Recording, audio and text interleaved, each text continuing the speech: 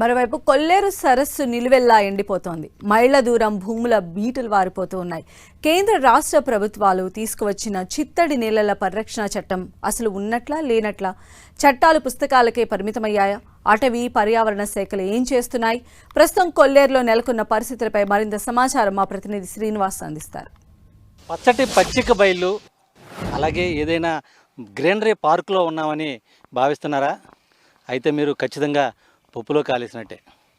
మనం ఉన్నది చిత్తడి నేలలో ఉన్నటువంటి కొల్లేరు ప్రాంతం. ఇప్పుడు ఈ చిత్తడి నేలలో ఉన్నటువంటి కొల్లేరు ప్రాంతం ఇప్పుడు మొత్తం బీడు భూములను తలపించే విధంగా ఇటువంటి పచ్చిక బయళ్ళు, అలాగే బీటులు మారిన నెరలతో దర్శనమిస్తుంది. అదేంటి, ఎలా, ఎందుకనేది మనం ఇప్పుడు ప్రత్యక్షంగా చూస్తే మనం అంటే కొల్లేరు చిత్తడి నేలల పరిరక్షణ చట్టంకు సంబంధించి కూడా పర్యావరణాన్ని కాపాడేందుకు ఏర్పడినటువంటి ఈ చట్టం సంబంధించి ఎక్కడా కూడా అమలు జరగటం లేదని చెప్పుకోవచ్చు. భూములుగా దర్శనమిస్తున్నాయి. మనం మొత్తం చూడొచ్చు. ఈ వరుసలో మొత్తం అన్ని కూడా నెరలిచ్చి ఎక్కడికక్కడ ఈ భూములంతా కూడా మొత్తం బీటులు మారింది. కొల్లేరులో ఎక్కడా కూడా చుక్క నీరు కూడా కనపడని పరిస్థితి. ఇటువంటి పరిస్థితులు ఎందుకు ఏర్పడుతున్నాయి అంటే, చిత్తడి నేలలో ఎప్పుడు కూడా నీరు ఉండాలి.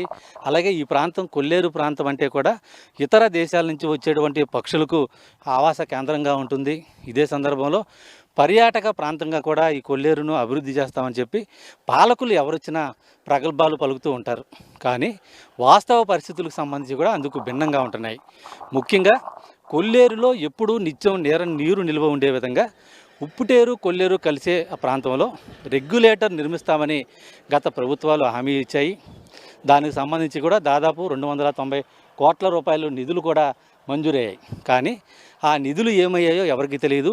కానీ ఎక్కడ వేసిన గొంగలి అక్కడే ఉంది. పనులు మాత్రం ప్రారంభం కాలేదు.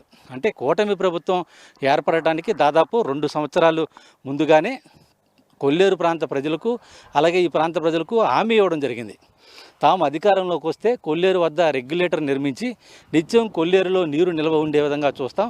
ఈ ప్రాంతంలో అంటే మత్స్య సంపద మీద ఆధారపడి ఉన్నటువంటి కొల్లేరు ప్రాంత ప్రజల జీవన విధానానికి ఎటువంటి ఇబ్బంది కలగకోకుండా అన్ని రకాల చర్యలు తీసుకుంటామని హామీ ఇచ్చారు.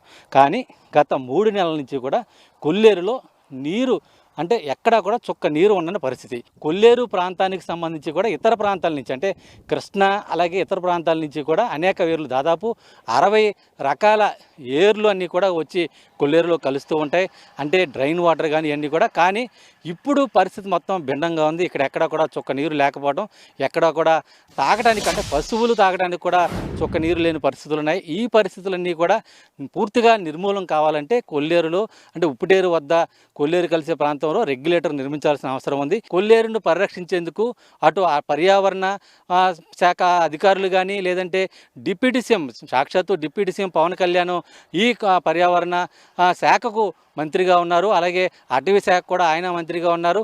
కానీ ఈ కొల్లేరు పరివాహక ప్రాంతాన్ని, కొల్లేరును పరిరక్షించేందుకు ఎటువంటి చర్యలు ఇంతవరకు చేపట్టకపోవడం పైన కొన్ని అనుమానాలు అయితే కూడా ఈ ప్రాంత ప్రజలు వ్యక్తం చేస్తున్నారు. దానికి ప్రభుత్వం కొల్లేరులో ఎప్పుడూ కూడా నీరు నిల్వ ఉండే విధంగా చిత్తడి నేలల పరిరక్షణ చట్టాన్ని కాపాడే విధంగా చర్యలు తీసుకోవాలని చెప్పి కూడా డిమాండ్ అయితే కూడా రోజు రోజుకు పెరుగుతుంది. వెడిన ప్రసాద్తో శ్రీనివాస్, టీవీ, కొల్లేరు ప్రాంతం నుంచి.